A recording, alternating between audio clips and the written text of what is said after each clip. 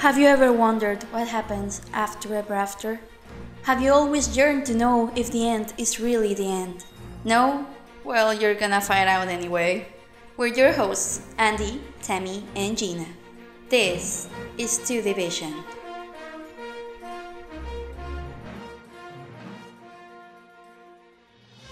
Hello everyone, welcome once again to Two Division, Disney Sequels Explained. I'm your host Gina, and as always I am joined by my two very best friends and co-hosts, Andy and Tammy. Hi guys, how are you?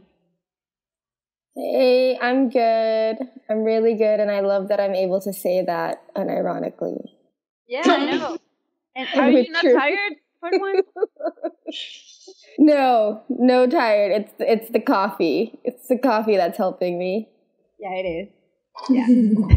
And Andy, how are you? I'm happy for you, Tammy. I'm happy too. I'm good. Thank you. How about you, Gina? We're all good. We're all getting on Gina's level. What does that mean? I said we're all, because I feel like you've been like the most stable, because me and Andy were having a conversation, like, because we don't have a Meg since we're all four with Little Women with the March sisters, and we're like, the Meg of us is whoever's the most stable at this time. And I was like, I think that's Gina. Right now, it's you. It's definitely you. Yeah. Oh, God. It's me now? Or is it Gina now? Wait, no, the you is to Gina, right? Yes. Yeah, exactly. So we're getting on your level. It's funny because I don't feel stable, but I think, maybe I am the most stable one, I guess. I think maybe Tammy can be beating me in that I don't know. I feel like I'm getting there. Getting there. Maybe you're gonna be the next Meg. You're probably gonna be the next Meg. Yeah, because it's not gonna be me. Yeah, I love that, by the way, because we recently just all watched Little Women, and so I am kind of obsessed with Little Women. So we all have our Little Women persona, and yeah, so this is funny. That's why it's funny, like just explaining the joke. So everyone knows, like, you just came back from a very big trip, right? From the Holy Land, Israel and Egypt. It was super fun. I got to see the pyramids and a bunch of stuff from the Bible, and I got to tell a bunch of people that I didn't really believe in God. Maybe edit that out. I don't want this to be controversial. Whoever listens to it. That was for you guys. Who cares? That must have been very fun. I just can't imagine the looks that people gave you. Like, why are you in the Holy Land if you don't believe in God? I just think it's. I wasn't facing them. I wasn't even. It had to happen at some point. And I wasn't mean about it. Like, I was very, like, what was it? What's the word? I was very raw and open about it, you know, like, this is my belief, and I understand that this is a religion, and that's what everyone here believes, but it's not necessarily my own. So I was respectful about it. Yeah, it's better to be honest and be like hypocritical. Yeah, because they asked me to share, and that was my sense. Share. Yeah, it was nice. Okay. Yeah, that sounds like I really like. I saw the pictures that you took, and it just it's a gorgeous place, and so yeah, I hope I can go there someday, try the great food, and tell people that I also don't think I believe in God. That will be very fun. Oh wait, on another note on that, my mom keeps telling me, just yesterday or a few days ago, she just looked at me and I was like, what? And she just goes, I still can't believe you told a bunch of people you don't believe in God. And in the Holy Land, no less. She was like 75% joking, but like the look she gave me was like, what the fuck is wrong with you?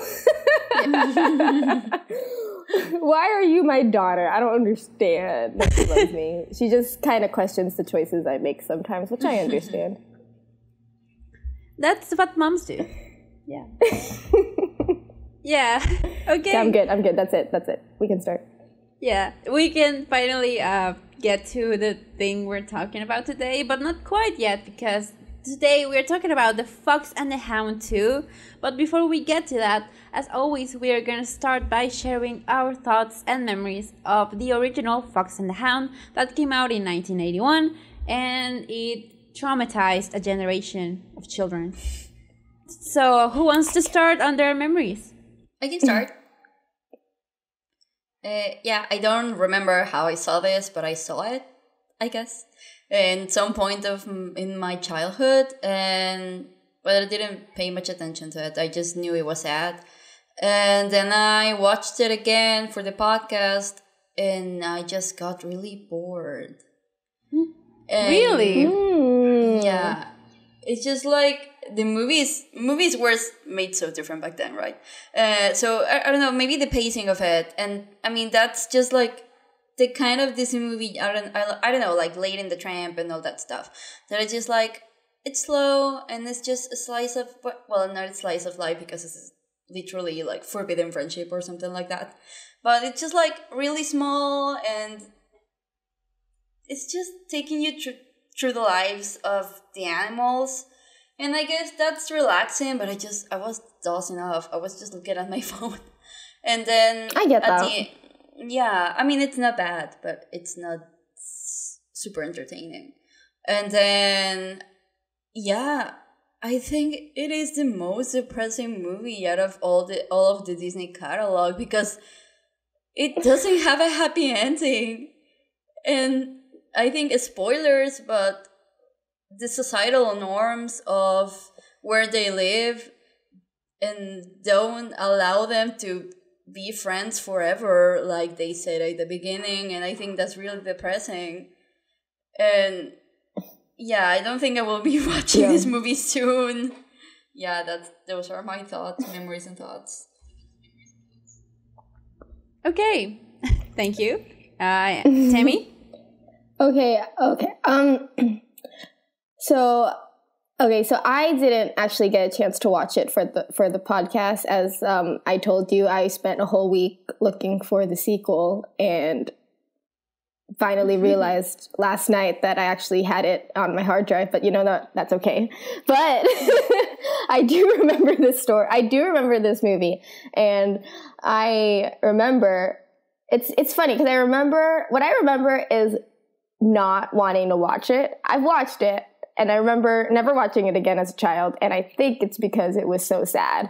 Because I have a tendency from childhood to not want to watch sad things. Like Bambi, never really watched that again. Even Treasure Planet with the dad leaving, I'm Still Here gets me every time. Even though I loved Jim Hawkins when I was a kid, I never watched that film. And same with Fox and the Hound. But I do remember, like, I've watched it like recently, like in previous years, and I do remember really, really liking it. I really like this film. I really like slice of life films, and I love animal films. And the way you compared it to Lady and the Tramp, you guys know how I feel about Lady and the Tramp. I love that freaking movie. Yeah. Lady and the Tramp 2 is a travesty and a devastation on this world, and it should be burned.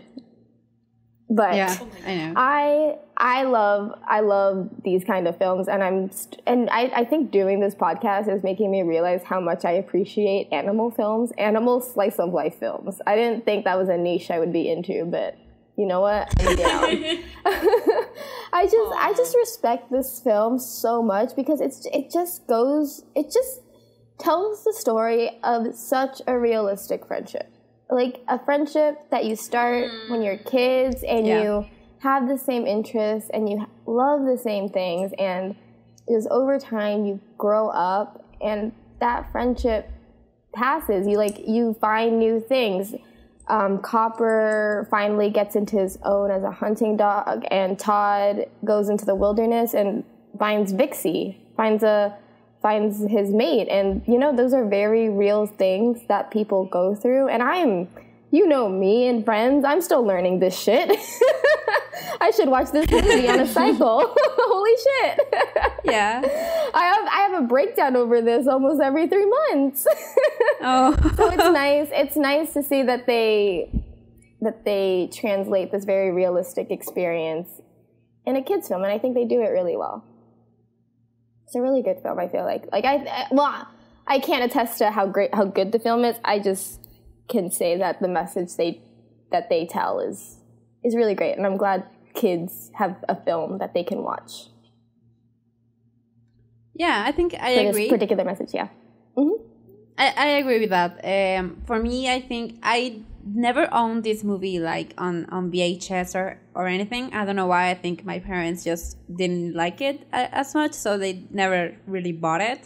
But I caught it on TV like several times. But the thing is that I never caught it. Like, I rarely caught it from the beginning. So once, like, I would watch it from the middle onward, and then just maybe I watched the very beginning or the very end. Like, I think I've seen this movie on its own, like, completely, like, very few times in my life. Mm-hmm. But I did catch it a lot on TV, like, in fragments. So I do remember a lot of the songs, and I remember crying a lot with the scene where the widow leaves Todd in the forest. That's, like, we need to address that elephant in the room, because we know that that's the heartbreaking scene in the movie. Like, yes, the Copper and Todd's friendship is also like the heart of the movie, but that scene in particular also like kills, like, it kills me, and I can't watch it. Like, I literally just can't. Like, I physically cannot bring my eyes to the screen when I'm watching that movie, because it's very, very hard. I literally screamed no, and my roommate came and checked on me like, "Why are you watching?" And I'm like,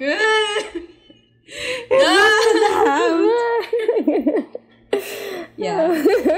But I agree with Tammy. I think it's a very realistic friendship, because in the end, you know, Todd is a fox, and he's meant to live in the wild. Like, the only reason he was living at the widow's house was because some hunters killed his mom, and he needed someone to look after him. So once he didn't need that anymore, of course he was going to get back in the wild. Meanwhile, Copper has always been a dog, and dogs are meant to live inside and to be embraced by a family and to live with a family inside a house. So that right there, just the nature of both of them, you know that they are not meant to be together forever, and you know, that's what's heartbreaking. I think you when you go into the movie, you know that they cannot be friends forever, even though they want to, and it's not bad. It's not a bad thing. It's just what happens with life and friendship, and it's nice that kids, like, it's a very hard topic to address on a children's movie, and I think it's a great way to showcase that to children and to teach them that your friendship from childhood will not always and will not probably follow you into adulthood, but that doesn't take away from the friendship that you once had. And yeah, so I think it's a very sweet movie. Girl, I'm tearing up. I'm tearing up. Oh no, don't tear up.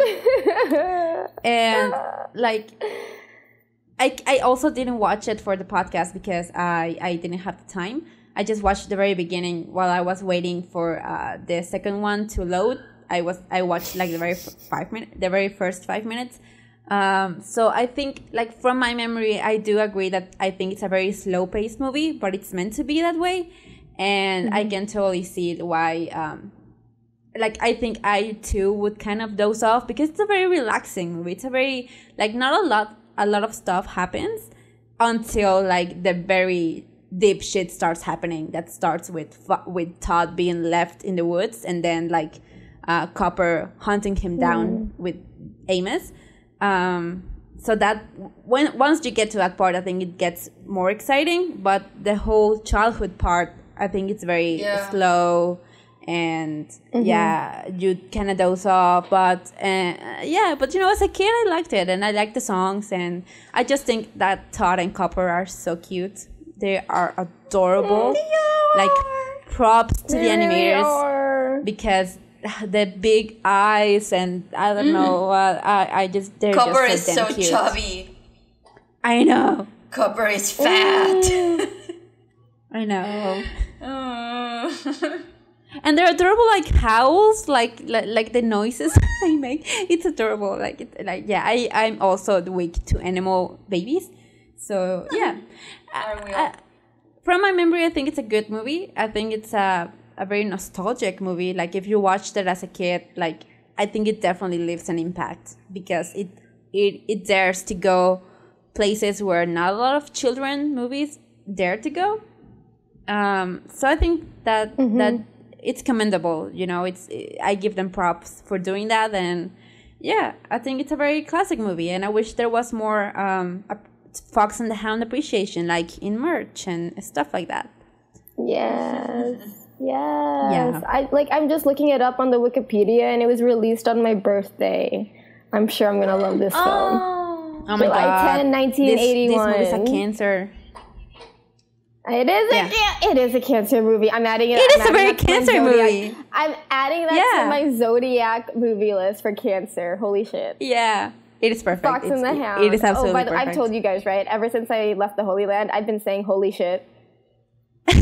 Oh my God. No, I think because it's very emotional, and it deals a lot with like friendship and connections, and I think that makes it like a very cancer movie. I agree with you, and it literally is like July 10th. Yeah, it literally is a cancer film. Oh, that's hilarious. Wouldn't it be funny? Wouldn't it be funny if astrology works that way too with films? Okay, that's a little with too movies. Much. That's a little too much. Yeah, like their release date. If movies have zodiac signs, that's too much. But you know what? Yeah, it's valid with this one. Most of the Disney movies from the recent era would be Scorpios, and I don't know if I agree. Oh no! Oh no! You got a point. You got a point. And none of the movie Capricorn because that's a terrible date. Yeah. Exactly. Never mind. Okay. Pocahontas is a Capricorn film. Okay. That's a podcast for another time. Hopefully. Yeah, for another podcast. Yeah. Okay, yeah, so that those are my memories from Fox and the Hound, and so like a good movie, very nostalgic movie, very emotional. And with that said, how does Fox and the Hound 2 compare? Guys, do you have any memories with Fox and the Hound 2 at all? Andy? Me? Okay, I'm gonna say it. When we were planning on making this podcast, I told you guys that the movie that I dreaded the most was The Fox and the Hound 2. Reason number one, this is the one that I had not watched before, and I knew it's going to be bad, and I thought I was safe because I didn't get to watch it ever, but now it is my job to do it. So it was... No, I don't have any memories with it. Yeah. Oh, that's Padme. She wants to be in the podcast too. Padme. Don't mind her. Go ahead. Okay, so your memories are just like watching it last night. Yeah, my memories are literally watching it 2 nights ago, and I'm kind of struggling to remember what happened. Okay. Yeah. Same. Tammy? Yeah, same for me. I have no memory whatsoever of this film when I was a child. I don't know. I watched all the Disney sequels except this one, apparently, for some reason. Well, I'm sure I know the reason now. Yeah, you know. But yeah, did not. Yeah, it's really interesting because as a kid, you're not very picky, right? You're not really like you. That's why these films are made because you know, in general, kids will watch what's there. Whatever. And they will enjoy it for the most part. Like, that is, like, I believe kids deserve better films, but for the most part, they're not that picky with the quality. But in my case, at least, I watched everything. I didn't watch this, so I think that says something. Yeah. I watched Shark Tale, for God's sakes.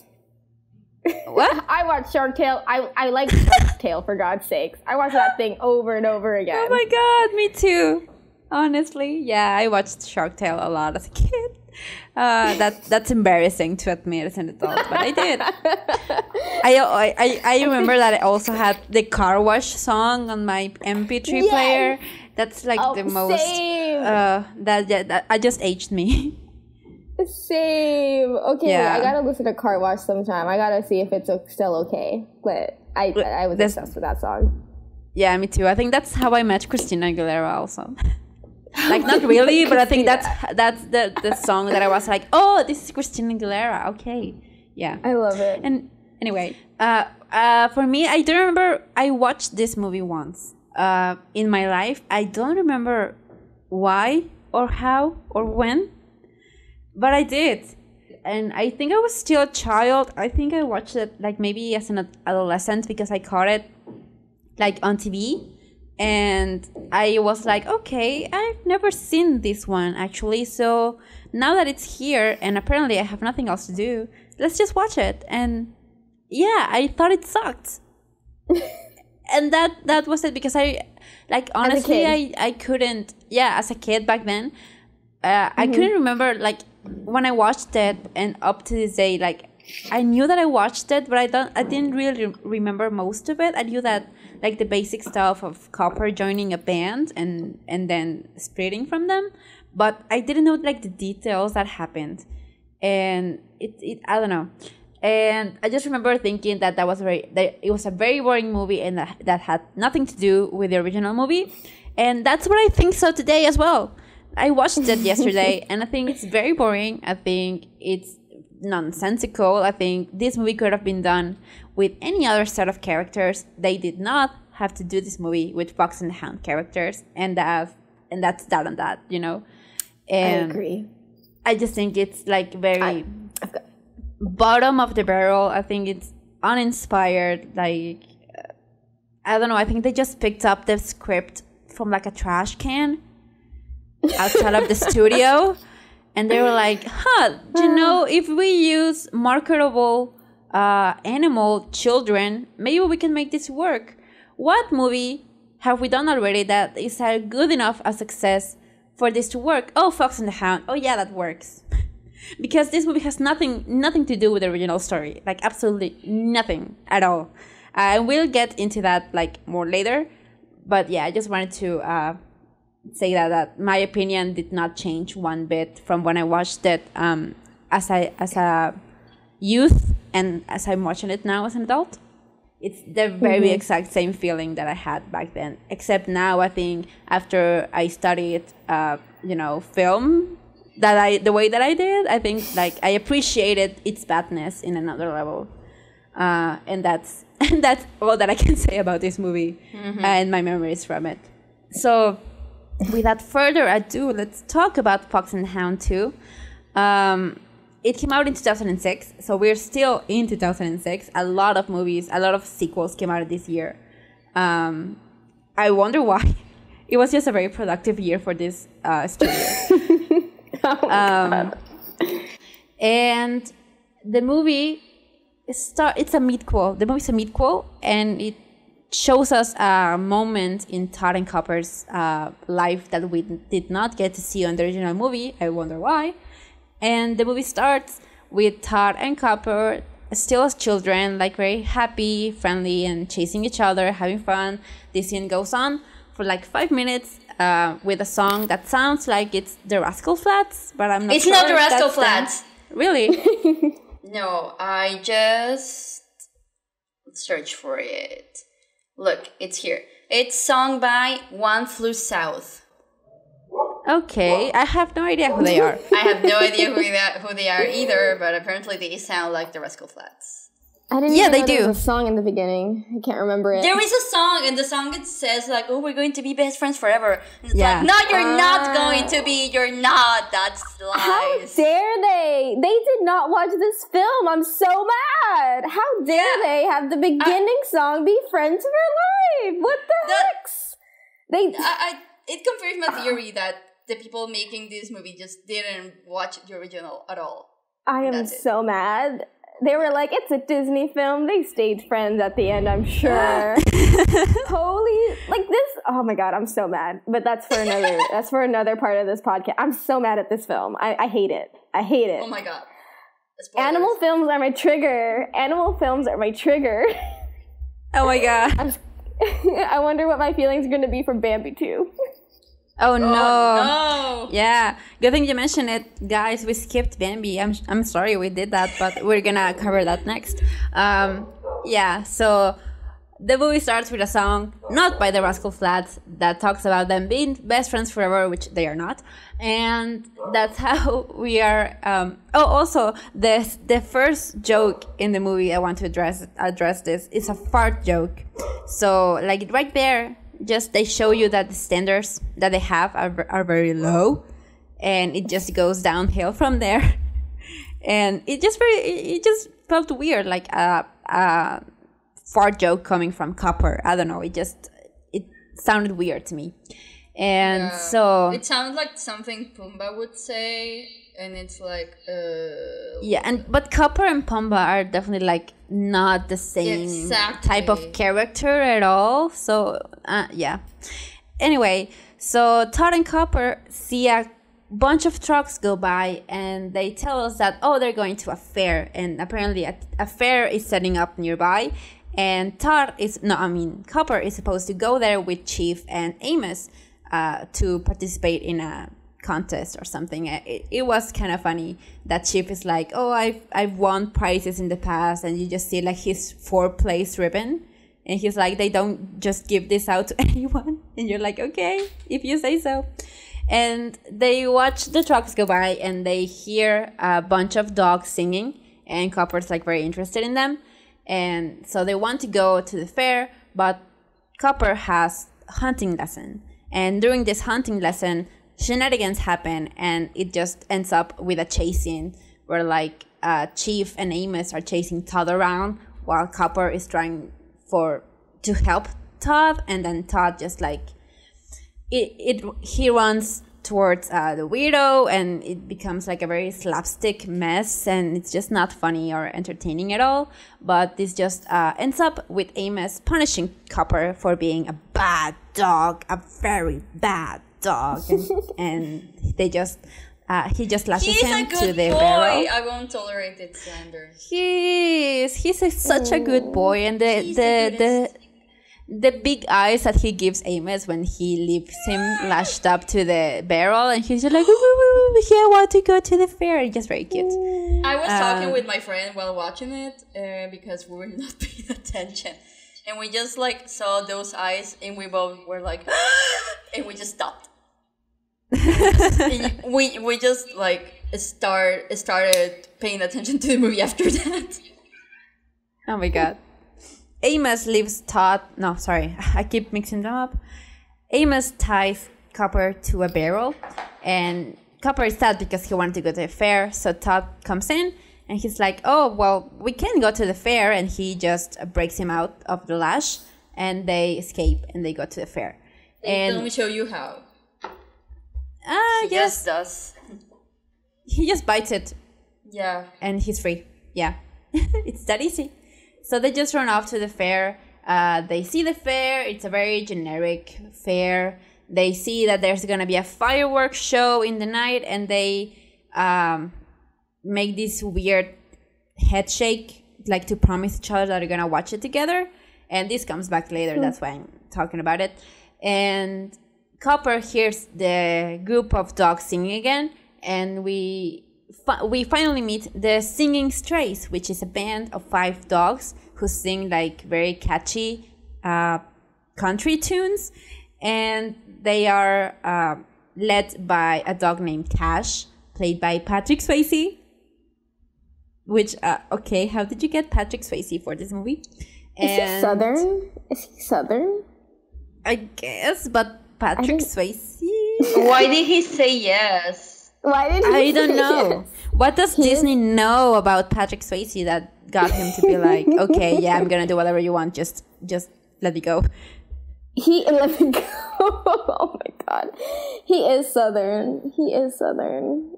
Yeah, and he has a nice voice. He has a nice singing voice. I thought he was just making a Southern accent, but apparently that's him. That's his voice. Oh my god, that's him. Yeah. That's something I've apparently never heard Patrick Swayze's voice because I've never watched Dirty Dancing. Me neither. Yay, I've seen Dirty Dancing 2 with Diego Luna though, because of course I have. Which there's a Dirty Dancing 2 with Diego Luna. I did not know that. Say that movie is amazing. Okay. It's shit, but it's amazing. I love it. Okay, I'm gonna have to watch that. Because after Book of Life, I fell in love with Diego Luna's voice, and I was like, okay, what film can I watch of him? And I was like, this looks interesting, and I watched it, and I fell immediately in love with him. He became my husband, and that was that. Okay. That's very interesting. I'm gonna go watch that movie. Thanks, He's Jamie. Cuban in the film, though, and I'm like, you know what? Oh, God. Fine. Why? we don't want to talk about that. God. But okay. it's entertaining. Okay, continue. Okay. It's okay. Yeah, so the band is made up with Cash, played by Patrick Swayze, another dog named Dixie, two twins that are hounds as well, and an older dog named Granny Rose.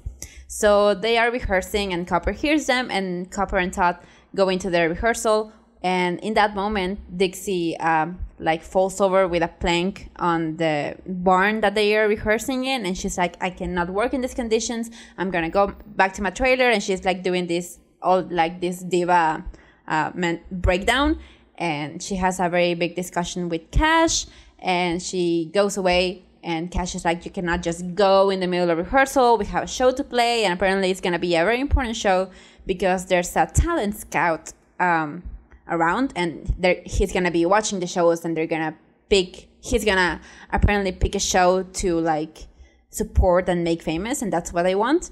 So yeah, so Dixie goes away, but they still perform without her, with Granny Rose playing her part, but she is very out of tune. So when they are singing, Cash sees Copper in the audience singing along, so he pulls him up to the stage and he lets him sing alone, and he's very good at it. So they start singing with him, and they rock it, and they do amazing, and everyone loves them. And this is weird that the movie actually goes out of its way to show you that what the humans are hearing when the dogs are singing is just howling. It's just like, ooh, and the only time when we hear them actually saying words is when we're in the perspective of Todd and Copper and the animals.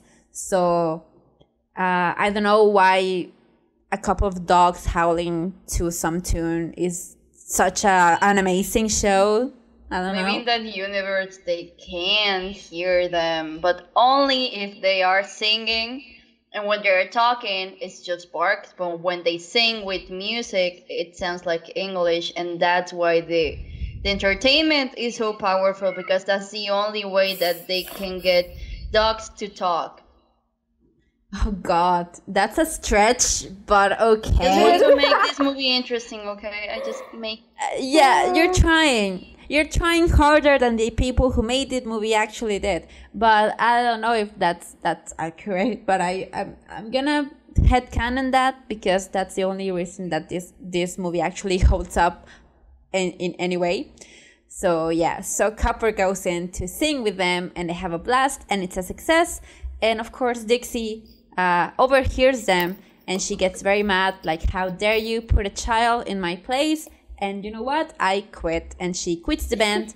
And I just want to point out that it's very weird that this movie is trying us to get invested in Dixie and Cash's relationship, because they make a point later in the movie that they were once very close, and they were very friends, and they had something going on, maybe a romance or something, and at some point they just they just keep fighting, and that's everything that they show us in the movie. They just show us them fighting with each other and having discussion after discussion. So we don't really get to see them as friends, which is weird, because I do think that this movie is at one point trying to make the parallel between Cash and Dixie and Copper and Todd, but that doesn't really land, because we don't have any kind of emotional connection to Dixie and Cash's friendship, because for us they're just not enemies, but they just keep bickering at each other, and that's not friendship. And you just you hate Dixie when you watch this movie. Just she doesn't have any points at her favor. She leaves the band. Yeah, she leaves the band on a whim, and then she tries to, I don't know, make Copper quit, but in such stupid ways, and it's just you're not even smart, or it's she's and not also smart. You look weird. You have hair. You're not a dog with ears. That's human hair with aerial bangs, and that's so aerial bangs. Yeah, it's so true. That's irritating, and I don't like that. and I don't like her design, nor her personality, nor her place in the No. story. And I don't like Dixie. Yeah, no, I don't remember why I thought like Dixie at least was a likable character, but no, she's not at all. I think she's the most unlikable character She's the most in the movie. unlikable, but she's the only character that I knew was from this movie just because of that weird design and that people, Yeah, that very like, furry design. yeah, like she's- furries the like only her, thing and that's missing- why she's mainstream. the only only thing thing- missing are like boobs, because And- like the rest of her is just like very female, like human female, like. And like eyelashes and the hips, The and hair, the waist. Oh my god, Yeah. I hate this. Yeah, and now that we're talking about like the design, I think like the design of the new characters is just very kind of lazy, because they just feel like they came out of Lady and the Tramp 2. Like it literally feels like there were leftover designs from that movie. They're Because like- at some point, like even like Dixie makes some facial expressions that I associate with Angel, and it's just very weird. Like it feels more like a Lady and the Tramp movie than a Fox and the Hound movie. Right, because it focuses a lot on the dogs, and it's literally the same style and literally the same type of animation. Maybe like 101 Dalmatians 2 was kind of different because the animation was, I think, a little bit more low budget, but this is literally the same. This is literally the same. Just I think this movie has a horrible story. Like it's a worse story than Lady and the Tramp 2. Yeah, I don't even think it's like a story. It's just like a situation is that it? happens. Exactly. And it It's sounds like a just a situation that would situation. happen in a series or something. Exactly. This is like a glorified TV show episode. This literally could have been told in 15 minutes. But no, they used 60 minutes to tell this story. Yeah. So, so what happens then? So Dixie quits the band, and the rest of the band, the twins and Granny Rose, start freaking out because they think that they are not going to be able to make it without Dixie, because she's like the big voice. And Cash is like, relax, I can handle this, I'm gonna fix this. And he goes to find Copper, who is like at this point he's with Todd like in a carousel, and they're just having fun. And Cash finds him, and he's like, oh, I saw that you had a lot of fun with us tonight. Do you want to join the band like permanently? And he's like, I don't know. And Todd is like, yeah, you should do it. And Copper is like, okay, I will. I don't know if that's exactly how it happens, but like one of them had reservations and the other was like encouraging. I think Copper was like, yeah. Anyway, so Copper goes and joins the band, and this is where Todd starts getting kind of like weird feelings, because he feels like he's not gonna be spending time with Copper anymore because he's gonna be, with the band. Yeah. And yeah, so that's what this movie is trying to pass off as plot. This is the And- conflict. The conflict is, oh, you're too busy for your best friend. Yeah, it sucks. But you know what sucks more? That in order to pad up the runtime, they added this weird Yeah. like side story, like plot B. Like it's not even a plot. It's just like Scenes. an ongoing gag, that is not funny, and it keeps on not being funny scene after scene. And it's basically the talent scout that he's the one that's gonna be hearing the dog sing that night, and he is showed around the fair by a little Girl Scout. I don't remember her name, but she's like I don't remember her red name, hair. but she doesn't look like she's from this movie or She any looks so Disney weird. movie. She looks so weird. She looks like a Warner Brothers cartoon character. Kinda, yeah. She We looks were- like she looks like a parody. Like if someone asked to draw a parody of a Disney kid, that's what this kid looks like to me. Yeah. And yeah. And it looks like, okay, we were trying to find joy in everything that we could find in this movie, right? So me and my friend were like, oh my god, what is going on with this girl and this dude? and I think she wants to murder him. And at the end, she did. Wait, I love it. It was like, if you look at it like that way, it's just like she's trying to give him a heart attack. He just wants to straight up kill that guy. And at the end, I think that he sees her or something and just like passes out. And that's when she finally did it. She completed the mission. She just scared him to death. She wants to take his job. That's what's happening right there. Oh, she wants to be a talent scout. She does. Of that course. Girl's got ambitions, and she's gonna get what she wants. Oh my god. Yeah, I guess. I don't know. It's just a very weird subplot that literally like goes nowhere, and it feels out of place with this movie. Like it doesn't have to do anything with the plot. I mean, with absolutely anything. That's weird. Yeah. Continue. So before Cash goes out to find Copper, I forgot there's a scene before where he's trying to make amends with Dixie, and he's trying to get her back to the band, and she's still refusing. She's still being a diva, and she literally closes the door on him, and he's like, you know what? You can't quit because you're fired. And she's like, you can't fire me because I already quit. And it's very unfunny. And yeah, so that's when he goes to find Copper, and he convinces him to join the band more permanently, at least for the show. And let me just see what happens then. So I think in this part, wait, I'm going through the movie to see if there's anything interesting happening right now, and it's not.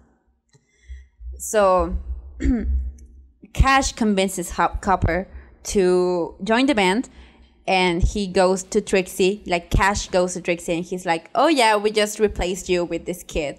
And this is when we get Dixie telling us basically that she used to be very close with Cash, and that Cash is the one that got her into the band, and that now she's feeling like pushed aside by him, and like she hates him, but she's like, I don't know, it's that kind of relationship that they hate each other but they actually love each other, and that's it. Mm-hmm. So Copper decides to join the band, and he does, and what happens then? This thing happens that Cash, because the thing with the band is that they are a bunch of stray dogs. They all are stray dogs. So Cash asks Copper, "Are you a stray?" And Copper's like, and Todd is like, yeah, he's a stray for sure. And Cash is like, okay, because only strays are allowed in this group. And Copper goes to Todd, and he's like, but I'm not a stray. And Todd is like, shh, it doesn't matter. So sorry, we were watching it, and I think the volume wasn't really high in the file. So we were watching it, and we just heard Copper say, I'm not straight. And I was like, oh my god, this is Copper's out of the closet story. Oh my god. His coming out story. Oh my god, oh no. Yeah, but also, like, what the hell with that? I mean, why are Disney animated sequels like so pro dogs in the streets? Okay, I'm just gonna say it. I don't want any little puppy watching these movies and thinking being a stray dog is cool. Okay, those those dogs are in so much suffering, and this is a systematic issue that needs to stop. We all need to solve this problem. We don't need more. Being a stray dog is not cool. Okay. Agreed. I mean, to be fair, Lady and the Tramp 2 kind of makes that point, because the whole thing is that Scamp wanted to be a stray dog. Yeah. And he realizes that the love of a family is better. So in the end, like, and they even adopt Angel. So like, it's a very pro dog adoption movie. So yeah. Okay. That's the one redeeming quality of Lady and the Tramp. Lady and the Tramp 2 is an abomination. I'm so sorry. I just think about that movie and think, oh my god, that was so much better than this. Yeah. Definitely, yeah. So this is the moment where this bullshit moment happened. You were gonna say something, Timmy? I was gonna say, is it though? Is it though? I would watch Lady and the Tramp 2 any day before I would watch this. Honestly. Yeah, me too. At least I I would got watch- Angel and Scamp there. If you had to pick between the two, Lady and the Tramp 2, Lady yeah. and the Tramp 2. I would go to sleep. Oh, yeah, that too. That's yeah. Nice choice. So in this moment, Todd and Copper are like playing around the fair, and Cash is like, "What are you doing, kid? Get back here. We need to rehearse." And Copper is going to rehearse, but he is intercepted by Dixie, and she is like, "Oh, you should eat this because it's gonna help you sing better." And she gives him a peanut butter, and so Dixie goes to the rehearsal and she's like, "You know what? I'm back." And Cash is like, "No, I don't want you." And they ask, "Where is Copper?" And Dixie's like, "Oh, he ran away." And then we cut to Copper and he is stuck with the peanut butter in his mouth. And this is the most annoying scene in the movie because it's literally like 30 straight seconds of him going. God, I hate it. It's so annoying. Like the sound design in this scene deserves an Oscar for the worst sound design I have ever heard because it's just the most annoying sound. Like it goes on for so long. Like, why are you still doing it? Like, dude, it's not working. Stop, please stop. And the only thing that fixes it is that Todd goes to find like a cow and he squirts some milk in his mouth and he's like, "Yeah, that did it," because that's how peanut butter works. And it's just it's a very bullshit scene. It's the worst scene I've ever. Confirmed. Honestly, this is like top 3 worst scenes in any Disney sequel we've covered. I was just like, what the hell's going on? Why is he still smacking his lips? Why does he look the same? Why is he just going? I can't. It's so annoying. I can't. Yeah. I can't with that scene. I literally, because honestly, I was drawing while I was watching this film. I still got the gist, what I needed. But like during that scene, I stopped what I was doing and I just looked. And I was like, oh my God. The hell is going on? What is this? Why was this a choice people made? I don't understand. They had to fill up the time because this is not a movie. This is a TV episode, but it was the longest longer. Hour. Yeah, it was the longest hour. It was only like an hour and 14 minutes. I think it was so. I like looked at it and I was like, I looked at the time before I watched this film. I was like, oh, okay, it's not that long. Great. Same. Long. It's an hour. It's an hour. Oh God. Yeah. So Copper gets rid of the peanut butter in his mouth and he goes back to the barn where they're rehearsing.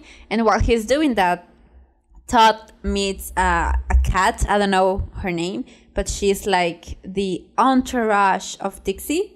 And like this is like what Cash told him, like, "Oh, Todd can join the band as an entourage," which is basically like the assistant. And so when Copper goes to the rehearsal, he leaves Todd with the cat, and she's like, "Yep, that's how it starts. One day you're friends, and then the other day you're forgotten, and you're just the entourage." And Todd is like, "Yeah, but that's not gonna happen with me and Copper." And she's like, "Yeah, just wait and see." I remember that scene that Copper gets out. I think that's the next scene, right?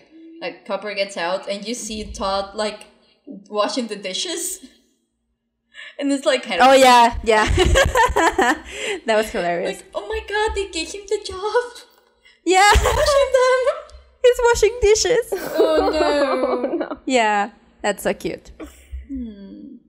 So Copper runs into the rehearsal and Cash sees him and he goes to Dixie and he goes like, "Oh, really? He ran away?"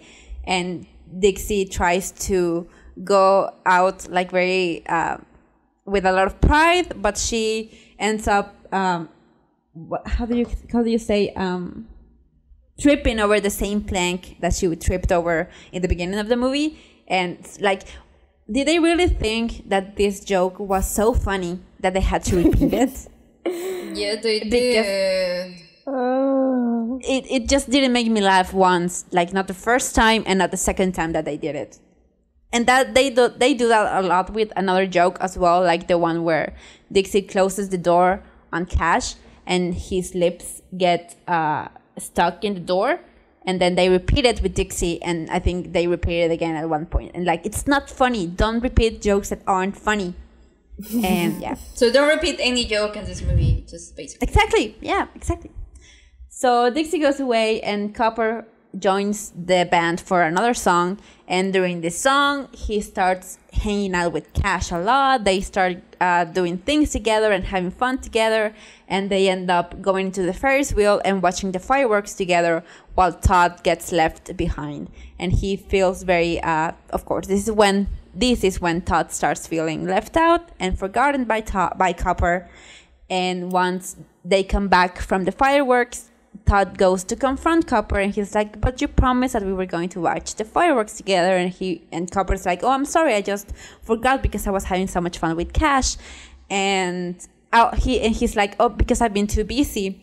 And Todd goes, yeah, too busy to be with your best friend. And it's just very cringy. Like, it's like the whole discussion of, yeah, you're leaving me behind, but I'm doing something that I like, and actually you pushed me to do this, so why are you mad right now?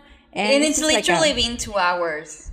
Like, it's been less than a day. It's Exactly. the same fare. Yeah. I mean, maybe because they're animals and It's the dogs, same thing. like, the dog's time, it's 7 times quicker. I don't know. No, don't defend it. It's been a day. Okay, It good. hasn't even been a day. It's not even been Do a not day. It's defend been it. like 3 hours. It's been 3 hours. Like from the moment where Copper goes with them to the rehearsal and the fireworks, it's probably been at most 3 hours. Like, it's so not even true. been a day. Honestly, And Todd is like, we don't hang out anymore. It's been a day. If you cannot is so deal with your friend not hanging out with you for a day, then how are you gonna handle anything else? Yeah. Todd it's bad. needs to work on himself. He needs some self-care. I've got some tips. I've got some tricks. Todd, come to me. I got you. I got you, babe. You need some self-care. It's fine. It's fine.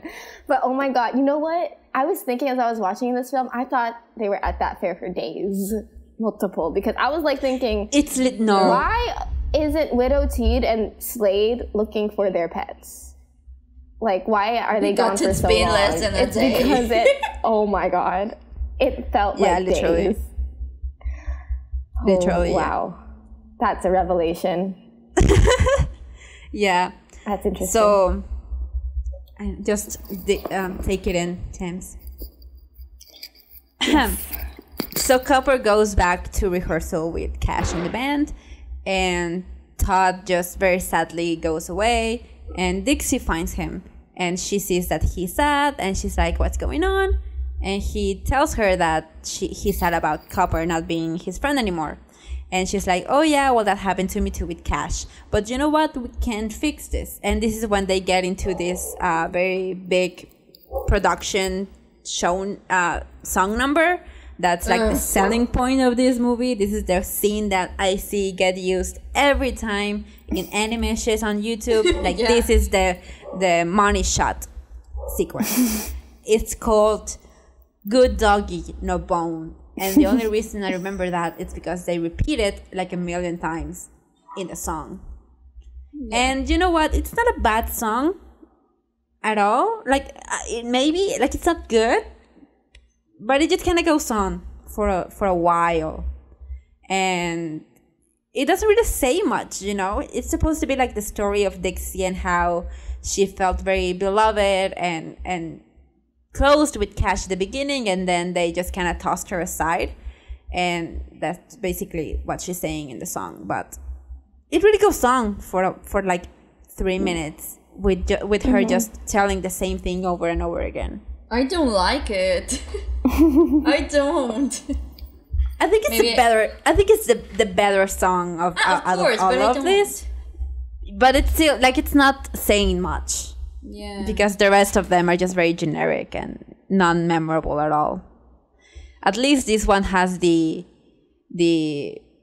audacity to be weird and out there, because there's this one point where they see some farm animals, and like the pig starts singing, and the horse starts singing, and the chicken starts singing, and the dog starts singing, and they all are singing "Good doggy no bone, good doggy no bone" over and over again, and you're like, this doesn't mean anything to them. Why are they singing this?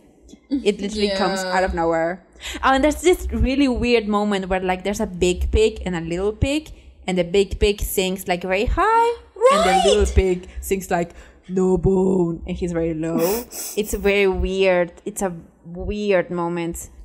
Yeah, we just got, we didn't know how to react to that. Yeah, and you just kind of realize that they ran out of money for this sequence, because the background start being just like solid colors. And yes, I am watching like the movie as I am telling you, and this scene has just been going on and on and on, and it's not stopping. It lasted a lot. So, that's what I can remember. Yeah. So basically, Dixie tells Todd that she has got a plan to get Copper out of the band so he can be his friend again. And it's a very bullshit plan, in my opinion. I think, like, how did you expect this to work? Yeah.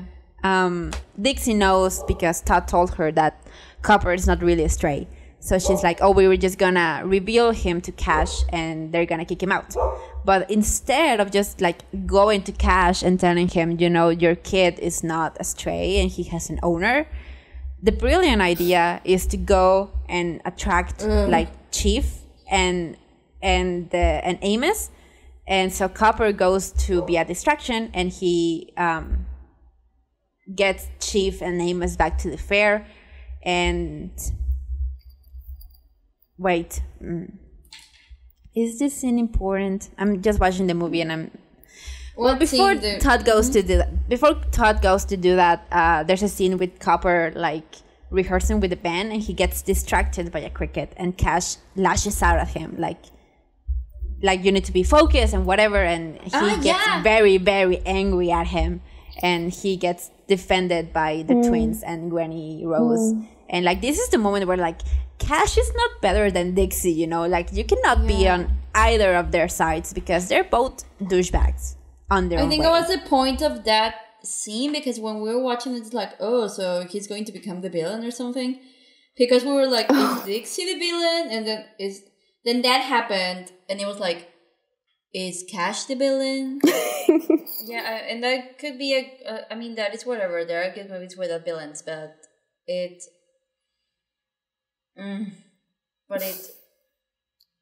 Yeah.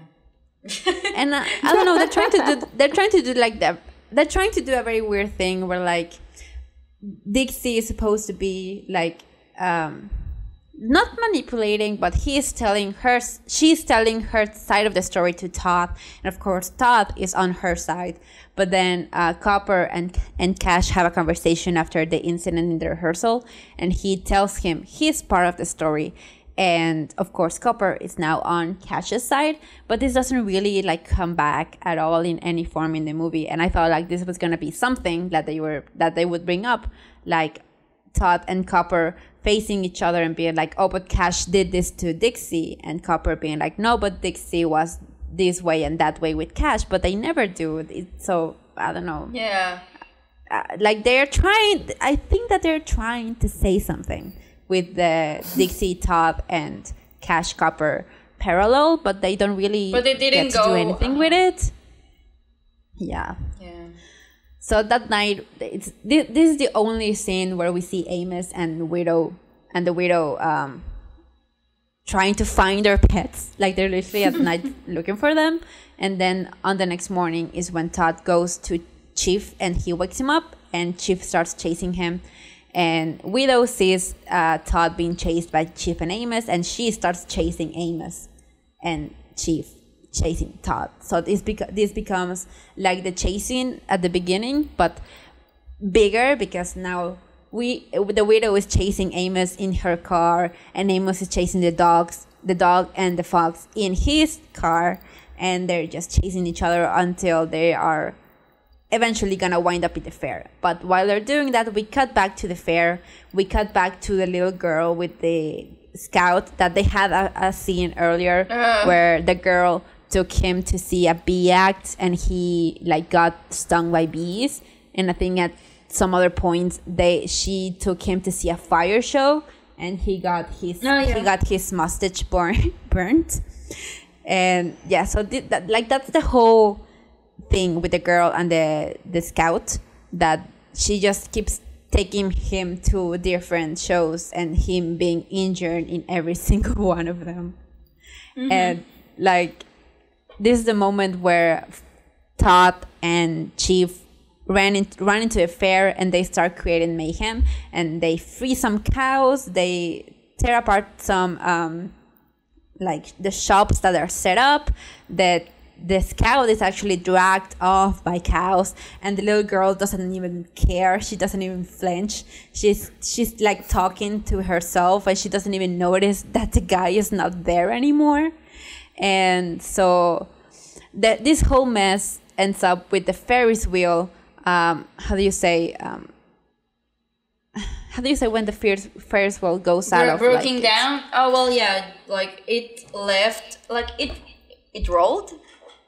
Yeah, it rolls off. It rolled. Like, it breaks and it rolls off, because that's how physics work, I guess. Yeah, of course. And, like, this movie is so weird. Like, this literally has a scene with a big-ass Ferris wheel crashing into a barn, and it's not even interesting. It's not even... like, you don't even go, and you don't even feel excited. It just happens, and you're like, oh, so this happened. Like you were just watching, like, the weather. It's trying to be something, but it ends up being nothing. So the Ferris wheel goes out of its track, and it starts rolling around the fair, and eventually, of course, it crashes into the barn where the singing strays are performing, and where Amos and the widow and the talent scout were gathered together watching the show. So the Ferris wheel crashes, and everyone goes off running, and of course that includes the scouts and the people and like the audience. And Cash gets mad because like that was their shot, that was the only opportunity they had to do something for the talent scout and become famous or whatever it is that they wanted to achieve, that is not really ever made clear. Like, they just talk very vaguely about fame and success, but they don't really tell you exactly what they are trying to achieve with the band. Just like, we want to be known and be famous and whatever. So the talent scout, of course, is very traumatized out of all of this experience, and he goes away crying. Like, this poor man has had the worst 24 hours of his life. And he goes away, and it's not even done. Like, he still has some things like they're gonna happen to him, and it just gets worse for him. Like, poor thing. And of course, Copper gets kicked out of the band because Cash finds out that he's not really a stray, and basically he's finally pushed away every single member of the band because like the Granny Rose doesn't like that he turned his back on Copper. And the twins are like, yeah, Cash, this is just not fun anymore, so we're quitting. And everyone just leaves Cash by himself. And everything is messed up. Everyone is on its own. Nobody, like, the friendships are broken. And this is like a very supposed to be depressing scene. Like, I even think there's like a song. I don't remember, but I think there is a sad song in here. And like talking about friendship and being broken and whatever. And Todd tries to go for Copper and apologize, but Copper is really mad at him because of what he did and the way he ruined things for him. Like, the only thing that he was good at, like, yeah. Did we talk about that, like, when we re-recorded, like, the way that Copper felt like he didn't do anything good, and Todd was like, I think we God, did. that was very funny. We talked about it. I just can't remember if it was recorded or not. I think it was not reported. Okay. Yeah, because there was this scene at the beginning where Copper, like, he was feeling very down because he felt like he wasn't good at anything, and when he gets pulled up to the stage, he feels very good because he's like, oh yeah, I finally did something good. And Todd goes like, yeah, you can do one thing. There's one thing you're good at. There's only one thing you're good at. Like, yeah, very good friendship there, Todd. I remember that when we were watching it, Todd says, you're good at one thing, and I mean good. And because he said it so slowly, we thought he was just gonna say, and I am mean. Yeah, it sounds like he's gonna say and that. And I mean, it's like, yeah, you are, you're a motherfucker. Yeah. So everything is messed up. It starts raining. One of the twins even says like, "Why does it start raining when things start to go bad?" It was like, I kind of like that meta humor. No, I don't like it because that's not meta. That's just like referencing something. It's like the fact that you're doing it, and the fact that you're referencing doesn't mean that it stops being lazy. Yeah, I know. You just notice it more. Yeah, you make it more obvious. Yeah. So, of course, Copper is mad at Todd, and Dixie goes around, sees the mess that she made. She sees that Cash is being left alone, and this is finally when she realizes that she messed up and that she was in the wrong here. And so she decides to make amends, and she goes to find Copper at his house, which I don't know how she did, because this is like literally like 2 houses in the middle of nowhere. But somehow she finds Copper, and she just tells him that he shouldn't be so hard on Todd because he was just trying to get him to be his friend again. And so she says, oh, well, that's everything that I had to say, and she goes away. And then I think Todd comes in to see Copper, or Copper goes to see Todd, and they make amends and they patch things up and they are friends again. And that's how, they work it out in literally one conversation. Like, why couldn't you do this the day before? I don't know. But they fix things, they are friends again, and they realize that they have to do something to get the band back together. And because in one moment the Widow and the Talent Scout almost crashed into each other, and the Talent Scouts had just flew into Todd's head, and so Todd now has the Talent Scout's hat, and he gives him to Copper, and he's like, you can find the Talent Scout, and we can get the band back together, and they can have their chance to show what they can do to the Talent Scout. So Copper finally has this redeeming scene where he sniffs the hat and he goes to find the scout, while Todd goes to find Dixie and Cash, and he leads him into where Copper and the Talent Scout are. And this is the final moments of the movie where the Cash, the twins, Granny Rose and Dixie sing again together, and they do great. And again, I am wondering, is the Talent Scout just hearing howling, or is he actually hearing them sing? Because in the end, he starts clapping and whatever, and he looks very excited because he finally got the act that he wanted after the terrible day that he had, because he almost crashed. His clothes got stuck in the door, and his clothes got torn apart. He fell into a ditch, not a ditch, what do you call the water that stays after it rains?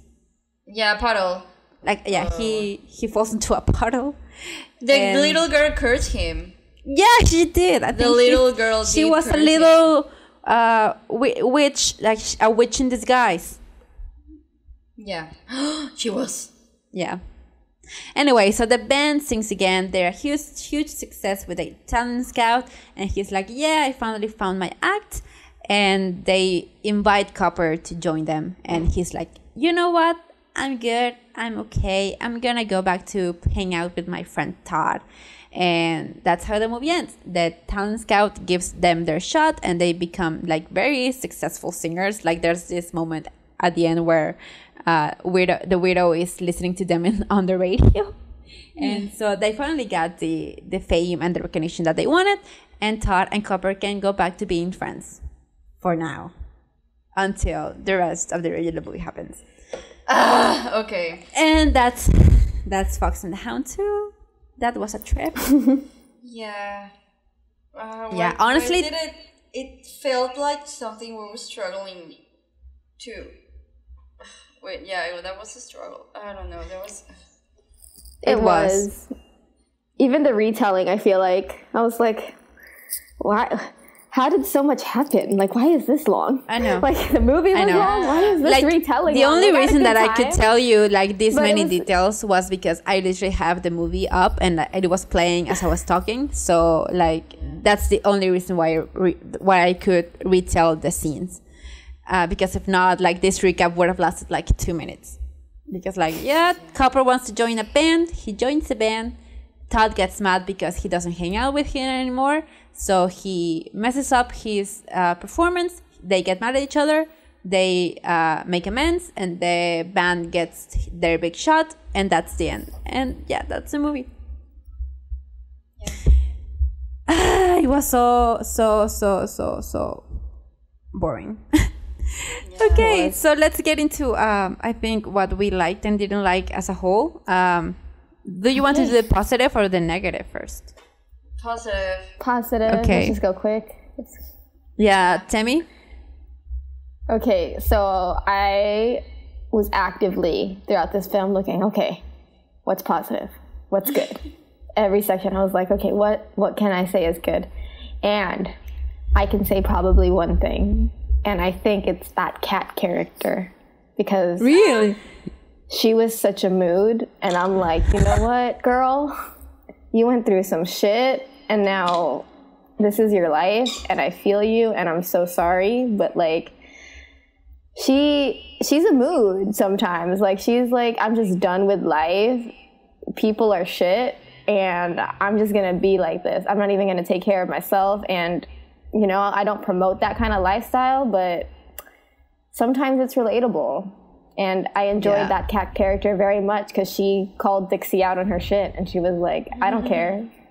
I don't care. Oh, yeah. I'm gonna just say it like it is because I don't give a shit anymore, and I love that. And that's probably, maybe I just related to her because that's how I felt watching that movie. I was just like, why am I here? I'm just done. I'm just like, I don't need this anymore.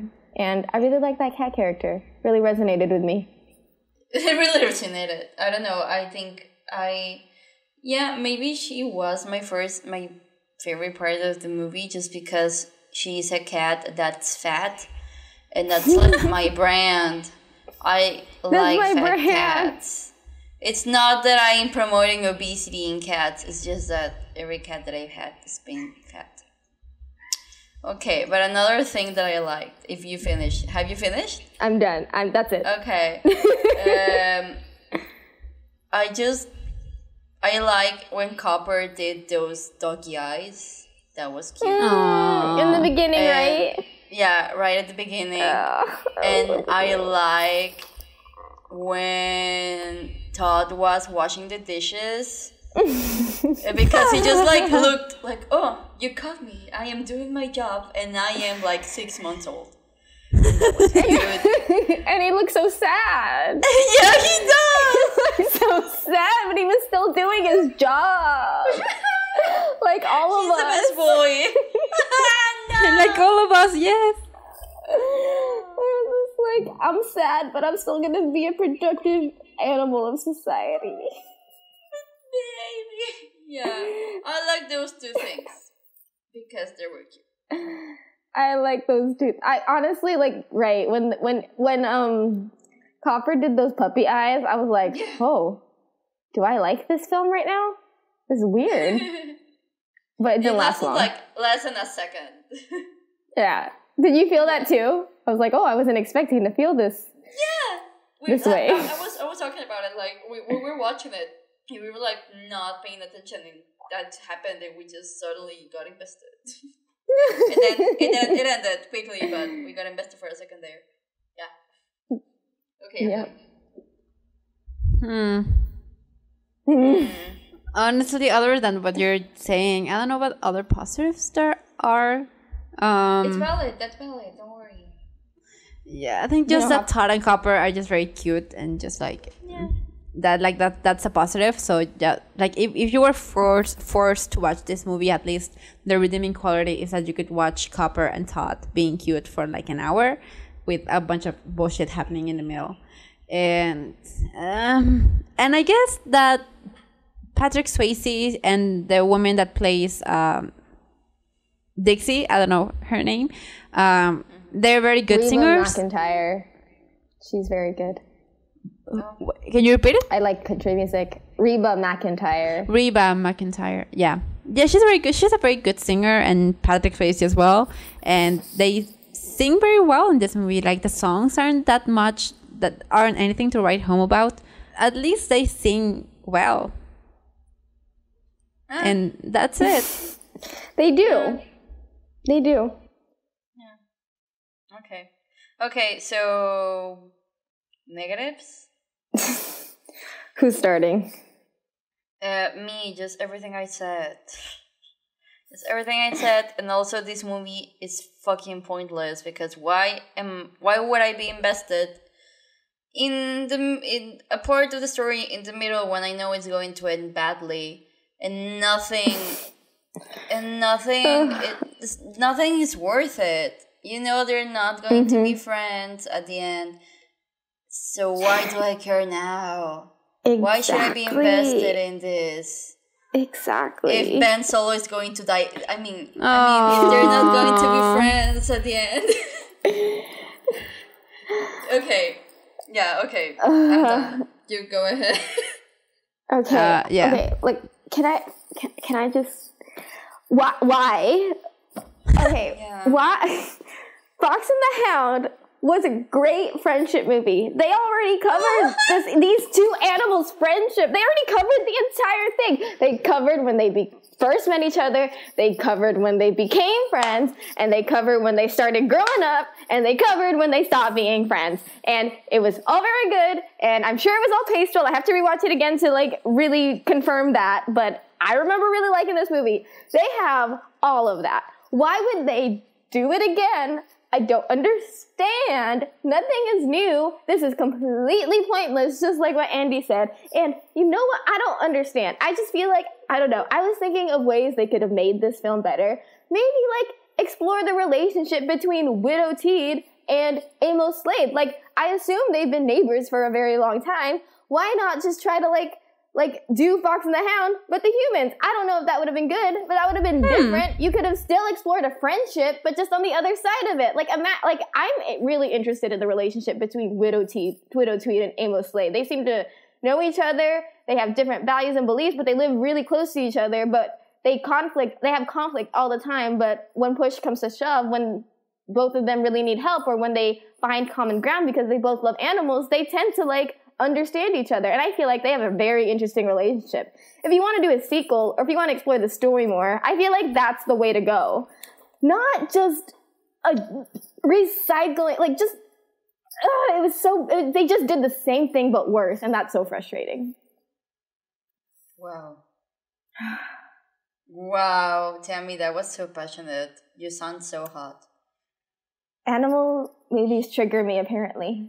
Like, because they do such great animal films, like Lady and the Tramp and Fox and the Hound. Bambi's so good too. Like, they do it so good, and I just hate the fact that they just take them and trash on it. Like, I feel like they do their animal films really good. And I remember how we were talking about how Dixie's design is just so lazy and bad because they basically drew a human dog. Like, it was just making me realize, like, they do really good animal designs. Like, that must take a lot of effort, time, and thought to create a design of an animal, to like make it look fluid, to make us know that that's a dog in a cartoon form, in a Disney style. Like, we know that that's a dog. We can recognize it, but there's still something different about it. Like, I feel like there's like a lot of time and effort they make it look effortless. That's what I'm trying to say. It makes it look like it would be a simple design, but it's not. It looks simple because they took the time to make it flow well, make everything come together. Just like how Glenn Keane made the Beast out of like 5, 6 different animals. Like, it's a very good design. It flows really well because he took the time into it. And he obviously, we can see that that's more complex because it has 5 different animals, but I feel like the same thought process and effort goes with just trying to design a dog to make them have their own personality. Like, Tramp and Lady have very different designs. They're both distinctly dogs, but they have their own designs, and their personalities reflect their character design, or their character designs reflect their personalities. But with like just the way they designed Dixie, just the way they designed her, they just basically put Reba McEntire onto a dog is very reflective of how they treated this film. And made it furry, like Will Smith fish. But this is like Will Smith Reba McEntire dog. Fish. Rabbit McEntire dog. Yes, those were my thoughts. Animal films are my trigger, apparently. I just gotta clap to you, Tammy. Silent clap to you, because I agree with everything that you said. You took the words out of my mouth. Yeah. And you deliver them very precisely. Yeah. As I was saying, I was holding it in. I can tell. We can tell. I was like, I was waiting for this negative section because I'm gonna go. I'm gonna go. Yeah, you can't stop me. Yeah. Okay, you can go now. Yeah, it's okay. As I said, like in the beginning, I think this movie, like the main flaw in it is that it literally could be anything else. They could have made completely different characters and this movie would still work. Like, this is not a Fox and the Hound sequel. This is like a movie that's in the same universe as Fox and the Hound, but that doesn't really do anything for the story, the characters, the themes. It just doesn't do anything. This could literally be any other 2 characters and the movie would still work the same. And even better, because at least it would finish and we would feel like they actually were best friends forever, but we know that they are not. So this is just like another rock in their friendship story. Like, wasn't it better to think that when they were children, like they just got along all the time? And like, so now with the sequel, it's like, oh yes, they were friends all the time, except this one time when Copper wanted to join a band and Todd got jealous. But then they were friends again until they weren't. And it's just weird. It just creates a very weird, like, obstacle in their friendship that is resolved and doesn't add to anything. It doesn't make their friendship more complicated or complex. Yeah, so it doesn't really do anything. I don't know what else to say about this movie because it has very little, like, substance that I cannot, like, I usually can, like, make at least an analysis of the sequel and how bad it is or how it could have been better, but I don't feel like I can do this because we see what happens before and we see what happens after this movie. This just ends up being, like, nothing. It's very much like Tarzan 2. That, well, exactly. Yeah, At least Tarzan had a happy ending. Yeah, you're right.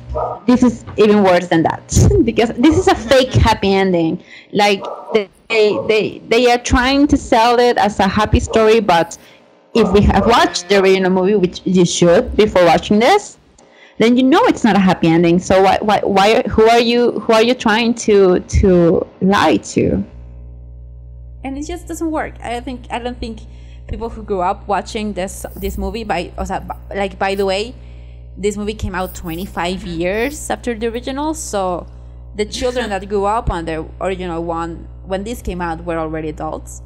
So the kids that watched this sequel when it came out, just like me, like, I mean, I can assume that some of them watched the original, but not all of them. Not all of us have VHS. Not all of us have access to cable TV where they rerun the Disney movies. So maybe they didn't watch the original one before watching this, so they don't know that what happens after. No. Oh no. Yeah, this is just like very sad to think about. I don't want to talk about this movie anymore. Can we wrap up? Yeah. Okay, so let's move on to is it an what's the word? I always forget the word. An upgrade. Is it an upgrade or a downgrade, guys? Andy? You guess. Oh my god, is it an upgrade? Yeah. Yeah, sure. Whatever you want. It's an Yeah. absolute downgrade, and I'm just like, I don't know, like, can I just add something? Can I just add something really quickly? Like, Lady and the Tramp was about romance. This was about friendship. And I'm like, how are the animal Disney sequel movies tarnishing every kind of love there is? I don't understand. God, no. These different animal movies, like, they had very raw emotions and they dealt with specific types of love. And I feel like, I don't know, Bambi, I haven't seen that in a very long time. Is it going to go into familial love? Because the first one was mothers and the second one was fathers. Yeah, and I'm like, oh God, they're going to tarnish familial love now too. And I'm like, I'm so sad. Oh, Maybe Bambi 2 is okay. Maybe I'm very interested. If it makes you feel better. Yes. If it makes you feel better, I think Bambi 2 is actually one of the better sequels, but yeah, we'll get to that. Okay. You go. It's at the end. They kind of got their shit together at the end there, so I have hope. I have better feelings, but I'm very interested at the end of this to see which is the worst animal Disney sequel film and which one does the least disservice to its original. Probably that's going to be interesting to talk about. Yeah. Face. I'm pretty sure Lady of the Tramp too, because they showed the freaking faces, and the reason that they didn't show the faces is because it was an animal's point of view, and like I don't understand why they made that choice. It would have been less animation. Oh my god. Oh god. Let's work on the story. Breathe. Breathe. I hate Lady of the Tramp. Are you okay? I'm fine. Okay, honey. It's a downgrade. Yeah, we know. Yeah, I don't think there's much to say other than this is definitely like it's barely even a downgrade because it doesn't really touch on anything that the original movie did. So like, it doesn't make the original movie worse. It just adds another obstacle in the way. You know, it's just like, oh yeah, well, this funny story happened while they were children, and I guess it's fun for children.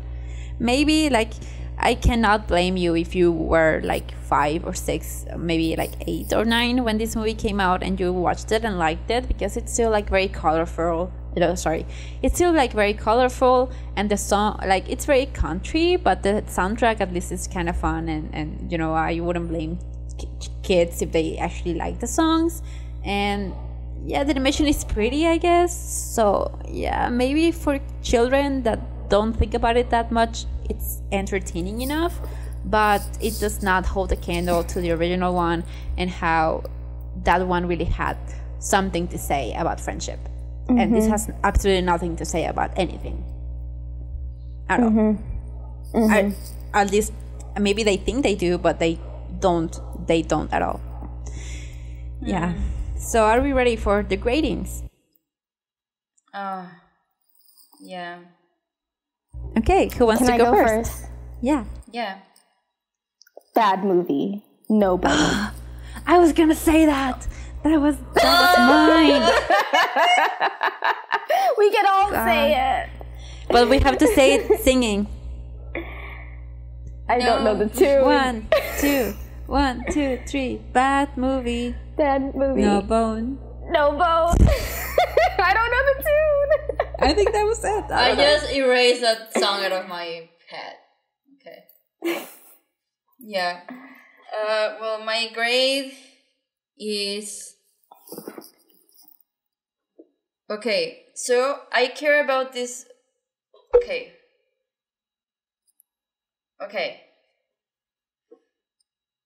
This movie is as important to me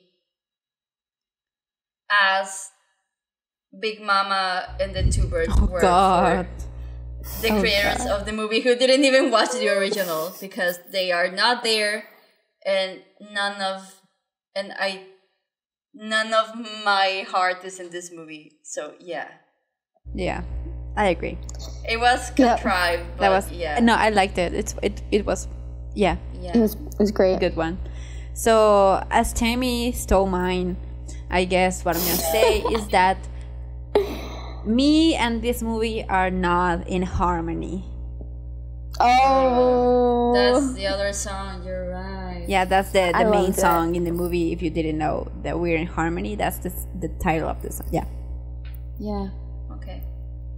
and that's it. We made I it, am guys. defeated. I am know. defeated after this movie. This felt I think so that can long. take on everything. Yeah. Yeah, because It was, also you guys don't yeah. know because I'm gonna edit the fuck out of this, but we had some troubles recording at the beginning, so we basically recorded for like an hour without recording. It was like 20 minutes. Shut up. It felt like an hour. No, it wasn't. You wouldn't even that in. hang out with me anymore. It's been 2 hours. like 20 minutes. I'm sorry, but anyway, we recorded a lot without recording, and we had to do it again. So I feel like I've been talking about this movie for half my life now. So I just want it to be over. I think Like it literally Catherine got dark on me. I started recording this when it was still day out, and now it's dark. night. Like I think that's why it feels longer because I am surrounded by darkness right now, I think Catherine like resents literally it as well. and figuratively. Sorry.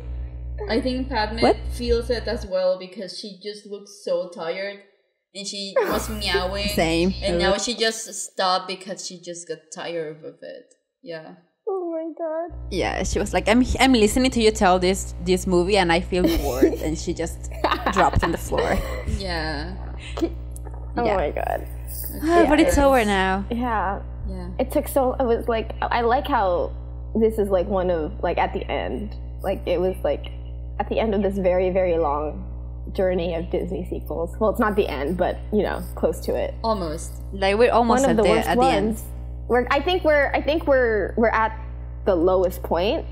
Yeah, I and think it just feel goes like up we from start here. we start trudging back up slowly. Yeah. Up to Yeah, Frozen slowly but 2, thank surely. God. Up to Frozen freaking 2. I cannot wait. Yay!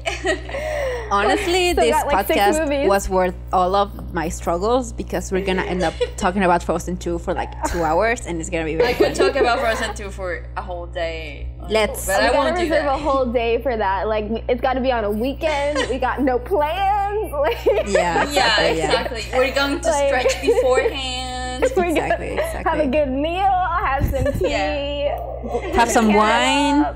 Exactly, wine. Make an evening Treat out ourselves. of it. Yeah. Yeah. That's gonna be ourselves. very fun. It's also gonna be And like then the the- last episode, so we should enjoy it. Yeah. We should enjoy it. It's gonna be great. But we're I not can't wait. there yet because now we have to go back a little bit because as we said earlier, we kind of missed Bambi. We kind of like lost it. It got lost in the list where when we did the Stitchapalooza, it was between Stitch Has a Glitch and Leroy and Stitch, and it kind of we just kind of skipped it accidentally. So now we're gonna go back and we're gonna talk about Bambi 2 in the next episode, and after that it's Cinderella 3. Yay. And I'm excited about that. That's the one dressing up. movie I haven't watched. I love that movie. Okay. Oh, I'm those interested were to see what you spoilers. Okay. Those are spoilers. I Okay. enjoyed it. It'll be interesting to see what I think once I like Yeah, rewatch you're it critically. But I liked it. Okay. Okay. So let's wrap up this Okay, recording, guys. So that was Fox and the Hound 2. Thank you for joining us for this episode. This very messy but very fun episode, I think. I think we made it more fun than I was hoping for. So yeah, thank you for watching. Thank you for listening. Remember that you can send us an email at tdivisionpod@gmail.com, and you can also tweet at us at tdivisionpod. And yeah, so just send us your reviews, your suggestions, your comments, whatever you want to tell us. We're always there, ready to receive your messages. And thank you so much for listening, guys, and we will see you in the next episode. Goodbye. Bye, guys. Bye. Bye.